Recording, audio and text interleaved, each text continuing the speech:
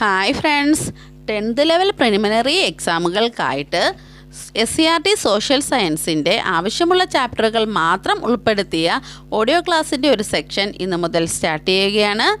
വരാൻ പോകുന്ന പ്രിലിമിനറി എക്സാമുകൾക്ക് ഒരു റിവിഷൻ എന്നോണം നമുക്കത് യൂസ് ചെയ്യാം. നമുക്ക് ക്ലാസ്സിലേക്ക് പോകാം. Welcome back to our channel self study PSC. I am Radhika Maniyan.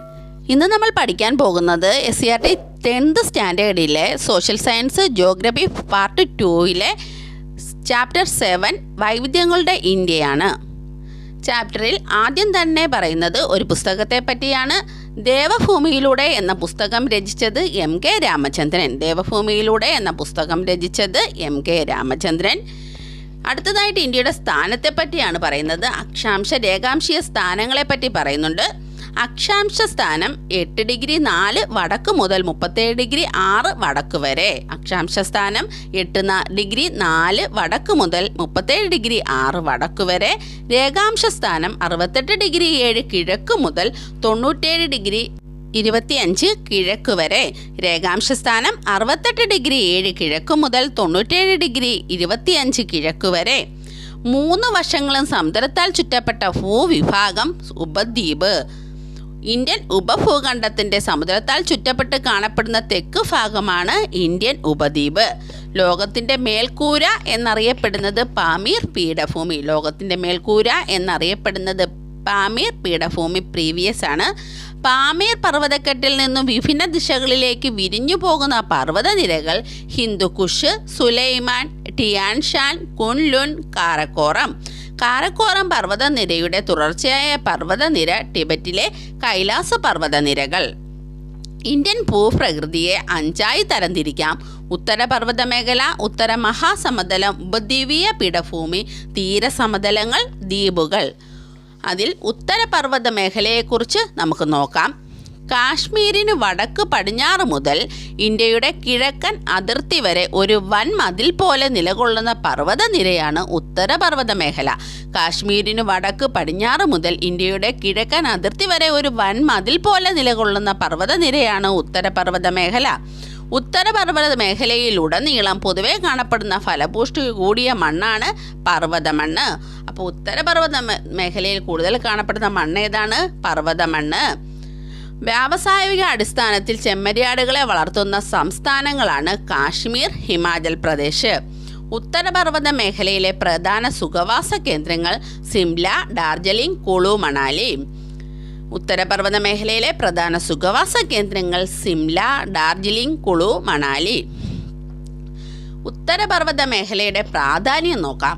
പുരാതന കാലം മുതൽ തന്നെ വടക്ക് പടിഞ്ഞാറ് നിന്നുള്ള വൈദേശിക ആക്രമണങ്ങളിൽ നിന്ന് ഒരു പരിധിവരെ നമ്മെ സംരക്ഷിച്ചു പോരുന്നത് ഉത്തരപർവ്വത മേഖലയാണ്. മൺസൂൺ കാറ്റുകളെ തടഞ്ഞു നിർത്തി ഉത്തരേന്ത്യയിൽ ഉടനീളം മഴ പെയ്യിക്കുന്നതും ഉത്തരപർവ്വത മേഖലയാണ്. ശൈത്യകാലത്ത് വടക്കു നിന്ന് വീശുന്ന വരണ്ട ശീതക്കാറ്റിനെ ഇന്ത്യയിലേക്ക് കടക്കാതെ ചേർത്ത് നിൽക്കുന്നതും ഉത്തരപർവ്വത മേഖലയാണ്. വൈവിധ്യമാർന്ന സസ്യജാലങ്ങൾ ഉടലെടുക്കുന്നതിന് കാരണവും ഉത്തരപർവ്വത മേഖലയാണ്. നദികളുടെ ഉത്ഭവ പ്രദേശം കൂടിയാണ് ഉത്തരപർവ്വത മേഖല. ഉത്തരപർവ്വത മേഖലയെ 3ആയി തരംതിരിക്കാം. ട്രാൻസ് ഹിമാലയം, ഹിമാലയം, കിഴക്കൻ മലനിരകൾ. ഉത്തരപർവ്വത മേഖലയെ 3ആയി തരംതിരിക്കാം. ട്രാൻസ് ഹിമാലയം, ഹിമാലയം, കിഴക്കൻ മലനിരകൾ. ട്രാൻസ് ഹിമാലയത്തെക്കുറിച്ച് നമുക്ക് നോക്കാം. കാരക്കോറം, ലഡാക്ക്, സസ്കർ എന്നീ പർവ്വതനിരകൾ ചേർന്നതാണ് ട്രാൻസ് ഹിമാലയം. കാരക്കോറം, ലഡാക്ക്, സസ്കർ എന്നീ പർവ്വതനിരകൾ ചേർന്നതാണ് ട്രാൻസ് ഹിമാലയം. ഇന്ത്യയുടെ ഏറ്റവും ഉയരമുള്ള കൊടുമുടിയാണ് മൗണ്ട് K2. ഗോഡ്വിൻ ഓസ്റ്റിൻ എന്ന് പറയുന്ന മൗണ്ട് K2 ആണ് ഇന്ത്യയുടെ ഏറ്റവും ഉയരം കൂടിയ കൊടുമുടി. മൗണ്ട് K2 കൊടുമുടിയുടെ ഉയരം 8661 മീറ്റർ. 8661 8661 മീറ്ററാണ് മൗണ്ട് K2 കൊടുമുടിയുടെ ഉയരം. മൗണ്ട് K2 സ്ഥിതി ചെയ്യുന്ന പർവ്വതനിര കാരക്കോരം നിര. ട്രാൻസ് ഹിമാലയത്തിൻ്റെ ശരാശരി ഉയരം 6000 മീറ്റർ. ട്രാൻസ് ഹിമാലയത്തിൻ്റെ ശരാശരി ഉയരം 6000 മീറ്റർ. ട്രാൻസ് ഹിമാലയത്തെ പറ്റി നമ്മൾ പഠിച്ചു കഴിഞ്ഞു. അടുത്തതായിട്ട് ഹിമാലയത്തെ പറ്റി നോക്കാം. ട്രാൻസ് ഹിമാലയത്തിനും കിഴക്കൻ മലനിരകൾക്കും ഇടയിൽ വടക്ക് പടിഞ്ഞാറ് തെക്കു കിഴക്കു ദിശയിൽ സ്ഥിതി ചെയ്യുന്ന പർവ്വതനിരയാണ് ഹിമാലയം. ട്രാൻസ് ഹിമാലയത്തിനും കിഴക്കൻ മലനിരകൾക്കുമിടയിൽ വടക്കു പടിഞ്ഞാറ് തെക്കു കിഴക്ക് ദിശയിൽ സ്ഥിതി ചെയ്യുന്ന പർവ്വതനിരയാണ് ഹിമാലയം. ഹിമാലയത്തിൻ്റെ ഏകദേശ നീളം 2400 കിലോമീറ്റർ. ഹിമാലയത്തിൻ്റെ ഏകദേശ നീളം 2400 കിലോമീറ്റർ. കിഴക്കൻ പ്രദേശങ്ങളിലേക്ക് പോകുന്തോറും പർവ്വതങ്ങളുടെ ഉയരം കുറയുന്നു. പ്രീവിയസ് ഇയർ ക്വസ്റ്റ്യൻ ആണ്. കിഴക്കൻ പ്രദേശങ്ങളിലേക്ക് പോകുന്തോറും ഹിമാലയ പർവ്വതത്തിൻ്റെ ഉയരം കുറയുന്നു. കാശ്മീർ പ്രദേശത്തിൽ ഹിമാലയത്തിൻ്റെ ഏകദേശ വീതി 400 കിലോമീറ്ററും അരുണാചൽ പ്രദേശിൽ ഹിമാലയത്തിൻ്റെ ഏകദേശ വീതി 150 കിലോമീറ്ററുമാണ്. ഹിമാലയത്തിൻ്റെ വിസ്തൃതി ഏകദേശം 5 ലക്ഷം ചതുരശ്ര കിലോമീറ്റർ. ഹിമാദ്രി, ഹിമാചൽ, ശിവാലിക് എന്നീ സമാന്തര 3 പർവ്വതനിരകൾ ഉൾപ്പെടുന്നതാണ് ഹിമാലയം. ഹിമാദ്രി, ഹിമാചൽ, ശിവാലിക് എന്നീ സമാന്തരങ്ങളായ 3 പർവ്വതനിരകൾ ഉൾപ്പെടുന്നതാണ് ഹിമാലയം. ഇന്ത്യൻ ഫലകവും യൂറേഷ്യൻ ഫലകവും കൂട്ടുമുട്ടിയപ്പോൾ ഇവയ്ക്കിടയിൽ സ്ഥിതി ചെയ്തിരുന്ന തെഥീസ് സമുദ്രത്തിൻ്റെ അടിത്തട്ട് സമ്മർദ്ദത്താൽ മടങ്ങി ഉയർന്നു രൂപപ്പെട്ടതെന്ന് ശാസ്ത്രജ്ഞന്മാർ കരുതുന്ന പർവ്വതനിരയാണ് ഹിമാലയം. ഭൂപ്രദേശത്തിൻ്റെ ഉയരക്രമം അനുസരിച്ച് വ്യത്യസ്തങ്ങളായ സസ്യജാലങ്ങൾ ഈ പർവ്വതങ്ങളിൽ കാണപ്പെടുന്നു. സമുദ്രനിരപ്പിൽ നിന്ന് 1000 മുതൽ 2000 മീറ്റർ വരെ ഉയരത്തിൽ കാണപ്പെടുന്ന വൃക്ഷങ്ങളാണ് ഓക്ക്, ചെസ്റ്റ്നട്ട്, മേപ്പിൾ.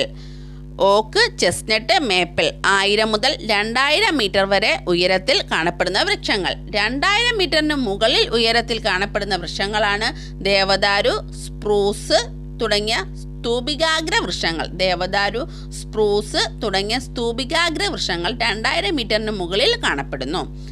ലോകത്തിലെ ഏറ്റവും ഉയരം കൂടിയ കൊടുമുടിയായ മൗണ്ട് എവറസ്റ്റ് സ്ഥിതി ചെയ്യുന്നത് ഹിമാലയ പർവ്വതത്തിലാണ്. മൗണ്ട് എവറസ്റ്റ് സ്ഥിതി ചെയ്യുന്ന രാജ്യം നേപ്പാൾ. മൗണ്ട് എവറസ്റ്റിൻ്റെ ഉയരം 8848 മീറ്റർ. 8848 8848 മീറ്ററാണ് മൗണ്ട് എവറസ്റ്റിൻ്റെ ഉയരം. ഹിമാലയത്തെ 3ആയി തരംതിരിച്ചുവെന്ന് നമ്മൾ പറഞ്ഞല്ലോ. ഹിമാദ്രി, ഹിമാചൽ, ശിവാലിക്. അതിൽ ഹിമാദ്രിയെ പറ്റി നമുക്ക് നോക്കാം. ഹിമാലയത്തിലെ ഏറ്റവും ഉയരം കൂടിയ നിരയാണ് ഹിമാദ്രി. ഹിമാലയത്തിലെ ഏറ്റവും ഉയരം കൂടിയ നിരയാണ് ഹിമാദ്രി. ഹിമാദ്രിയുടെ ശരാശരി ഉയരം 6000 മീറ്റർ. ഹിമാദ്രിയുടെ ഉയരം 6000 മീറ്റർ. ഗംഗ, യമുന എന്നീ നദികളുടെ ഉത്ഭവ സ്ഥാനമാണ് ഹിമാദ്രി. 8000 മീറ്ററിന് മുകളിലുള്ള നിരവധി കൊടുമുടികൾ സ്ഥിതി ചെയ്യുന്നത് ഹിമാദ്രിയിലാണ്. കാഞ്ചൻഗംഗ, നന്ദാദേവി പോലുള്ള 8000 മീറ്ററിന് മുകളിലുള്ള നിരവധി കൊടുമുടികൾ സ്ഥിതി ചെയ്യുന്നത് ഹിമാദ്രിയിലാണ്. അടുത്തത് ഹിമാചലിനെ പറ്റി നോക്കാം. ഹിമാദ്രിയുടെ തെക്ക് ഭാഗത്തായി സ്ഥിതി ചെയ്യുന്ന ഭാഗമാണ് ഹിമാചൽ. ഹിമാദ്രിയുടെ തെക്ക് ഭാഗത്തായി സ്ഥിതി ചെയ്യുന്നതാണ് ഹിമാചൽ. ഹിമാചലിൻ്റെ ശരാശരി ഉയരം 3000 മീറ്ററാണ്. ഹിമാചലിൻ്റെ ശരാശരി ഉയരം 3000 മീറ്ററാണ്. ഷിംല, ഡാർജിലിംഗ് തുടങ്ങിയ സുഖവാസ കേന്ദ്രങ്ങൾ ഈ പർവ്വതനിരകളുടെ തെക്കേ ചരിവിലായി സ്ഥിതി ചെയ്യുന്നു. അപ്പോൾ ഷിംലയും ഡാർജിലിംഗും തുടങ്ങിയ സുഖവാസ കേന്ദ്രങ്ങൾ സ്ഥിതി ചെയ്യുന്നത് എവിടെയാണ്? ഹിമാചലിലാണ്. അടുത്തതായി ശിവാലിക്കിനെ പറ്റി നോക്കാം. ഹിമാചലിന് തെക്ക് ഭാഗത്തായി സ്ഥിതി ചെയ്യുന്നതാണ് ശിവാലിക്. ഹിമാദ്രിയുടെ തെക്ക് ഭാഗമായിരുന്നു ഹിമാചൽ. ഹിമാചലിൻ്റെ തെക്ക് ഭാഗമാണ് ശിവാലിക്. ശിവാലിക്കിൻ്റെ ശരാശരി ഉയരം 1220 മീറ്റർ. ശിവാലിക്കിൻ്റെ ശരാശരി ഉയരം 1220 മീറ്റർ. ഹിമാലയൻ നദികൾ ശിവാലിക് പർവ്വതനിരയെ മുറിച്ചുകൊണ്ട് ഒഴുകുന്നതിനാൽ പലയിടങ്ങളിലും തുടർച്ച നഷ്ടപ്പെടുന്നു. നീളമേറിയതും വിസ്തൃതവുമായ താഴ്വരകൾ കാണപ്പെടുന്നു. ഇവയെ ഡൂണുകൾ എന്ന് വിളിക്കുന്നു. ഉദാഹരണം ഡെറാഡൂൺ. പർവ്വതനിരകളിൽ നിന്ന് ഉത്ഭവിക്കുന്ന നദികൾ ഒഴുക്കിക്കൊണ്ടുവരുന്ന എക്കൽ അടിഞ്ഞുകൂടി രൂപപ്പെടുന്നതാണ് ശിവാലിക്കിൻ്റെ താഴ്വാര മേഖല. ശിവാലിക് മേഖലയിൽ കൃഷി ചെയ്യാവുന്നവ ഉരുളക്കിഴങ്ങ്, ബാർലി, കുങ്കുമപ്പൂവ്, ആപ്പിൾ, ഓറഞ്ച്, തേയില. ഉരുളക്കിഴങ്ങ്, ബാർലി, കുങ്കുമപ്പൂവ്, ആപ്പിൾ, ഓറഞ്ച്, തേയില. ഇന്ത്യയിൽ ഏറ്റവും കൂടുതൽ തേയില ഉൽപ്പാദിപ്പിക്കുന്നത് ആസാം മലനിരകളിലാണ്. അടുത്തതായി ഹിമാലയൻ നദികളെപ്പറ്റി നമുക്ക് നോക്കാം. ഹിമാലയത്തിലെ മഞ്ഞുമൂടിയ കൊടുമുടികളും ഹിമാനികളും ശുദ്ധജലത്തിൻ്റെ വൻ ശേഖരങ്ങളാണ്. മഞ്ഞുപാളികൾ ഉരുകി രൂപം കൊള്ളുന്ന നീർച്ചാലുകൾ ചേർന്ന് അനേകം മഹാനദികൾ ജന്മമെടുക്കുന്നു. ഇവ ഹിമാലയൻ നദികളെന്ന് അറിയപ്പെടുന്നു. പ്രധാന ഹിമാലയൻ നദികൾ സിന്ധു, ഗംഗ, ബ്രഹ്മപുത്ര എന്നിവയാണ്. സിന്ധു നദിയുടെ നീളം 2880 കിലോമീറ്റർ. ഉത്ഭവസ്ഥാനം മാനസരോവർ തടാകം, ടിബറ്റ്. പ്രധാന പോഷക നദികൾ ചലം, ചിനാബ്, രവി, ബിയാസ്, സത്ലജ്. ഒഴുകുന്ന സംസ്ഥാനങ്ങൾ ജമ്മു കാശ്മീർ. എത്തിച്ചേരുന്ന സമുദ്രം അറബിക്കടൽ. ഗംഗാ നദിയുടെ നീളം 2500 കിലോമീറ്റർ. ഉത്ഭവസ്ഥാനം ഗംഗോത്രി, ഹിമാനി, ഉത്തരാഖണ്ഡ്. പ്രധാന പോഷക നദികൾ യമുന, സോൺ, കാഗ്ര, കോസി, കാണ്ടക്. ഒഴുകുന്ന സംസ്ഥാനങ്ങൾ ഉത്തരാഖണ്ഡ്, ഉത്തർപ്രദേശ്, ബീഹാർ, പശ്ചിമ ബംഗാൾ, ജാർഖണ്ഡ്. എത്തിച്ചേരുന്ന സമുദ്രം ബംഗാൾ ഉൾക്കടൽ. ബ്രഹ്മപുത്ര നദിയുടെ നീളം 2900 കിലോമീറ്റർ. ഉത്ഭവസ്ഥാനം ചെമ്യോങ്ദോങ് ഖിമാനി, ടിബറ്റ്. പ്രധാന പോഷക നദികൾ ടീസ്റ്റ, മാനസ്, ലോഹിത്, സുബൻസിരി. ഒഴുകുന്ന സംസ്ഥാനങ്ങൾ അരുണാചൽ പ്രദേശ്, ആസാം. എത്തിച്ചേരുന്ന സമുദ്രം ബംഗാൾ ഉൾക്കടൽ. ഗംഗയും ബ്രഹ്മപുത്രയും എത്തിച്ചേരുന്നത് ബംഗാൾ ഉൾക്കടലിലാണ്. സിന്ധു മാത്രമാണ് അറബിക്കടലിൽ പതിക്കുന്നത്. ഉത്തരപർവ്വതയെ മൂന്നായി തിരിക്കുന്നതിൽ ഹിമാലയവും ട്രാൻസ് ഹിമാലയവും നമ്മൾ പഠിച്ചു കഴിഞ്ഞു. അടുത്തതായി നമുക്ക് കിഴക്കൻ മലനിരകൾ പഠിക്കാം. സമുദ്രനിരപ്പിൽ നിന്ന് ഏകദേശം 500 മുതൽ 3000 മീറ്റർ വരെ ഉയരമുള്ള പ്രദേശമാണ് കിഴക്കൻ മലനിരകൾ. സമുദ്രനിരപ്പിൽ നിന്ന് ഏകദേശം 500 മുതൽ 3000 മീറ്റർ വരെ ഉയരമുള്ള പ്രദേശമാണ് കിഴക്കൻ മലനിരകൾ. പൂർവാചൽ എന്നറിയപ്പെടുന്ന മലനിരയാണ് കിഴക്കൻ മലനിര. ലോകത്തിൽ ഏറ്റവും കൂടുതൽ മഴ ലഭിക്കുന്ന പ്രദേശം മൗസിൻഡ്രം. ലോകത്തിൽ ഏറ്റവും കൂടുതൽ മഴ ലഭിക്കുന്ന പ്രദേശം മൗസിൻഡ്രം. ലോകത്തിൽ ഏറ്റവും കൂടുതൽ മഴ ലഭിക്കുന്ന രണ്ടാമത്തെ പ്രദേശം ചിറാപുഞ്ചി. ചിറാപുഞ്ചി സ്ഥിതി ചെയ്യുന്ന മലനിര കിഴക്കൻ മലനിര. കിഴക്കൻ മലനിരകളിൽ നിബിഡമായ ഉഷ്ണമേഖലാ മഴക്കാടുകൾ കാണപ്പെടുന്നു. കിഴക്കൻ മലനിരകളിൽ നിബിഡമായ ഉഷ്ണമേഖലാ മഴക്കാടുകൾ കാണപ്പെടുന്നു. ഉത്തരപർവ്വത മേഖലയിലെ ചുരങ്ങളെപ്പറ്റി നമുക്ക് നോക്കാം. പർവ്വതനിരകൾ മുറിച്ചു കടക്കാൻ സഹായകമായ സ്വാഭാവിക മലയിടുക്കുകൾ അറിയപ്പെടുന്നതാണ് ചുരങ്ങൾ. ഉത്തരപർവ്വത മേഖലയിലെ പ്രധാന ചുരങ്ങൾ ലിബു ലേക്ക് ഉത്തരാഖണ്ഡ്, ഷിപ്കില ഹിമാചൽ പ്രദേശ്, സോജില ചുരം ജമ്മു കാശ്മീർ, നദുല ചുരം സിക്കിം.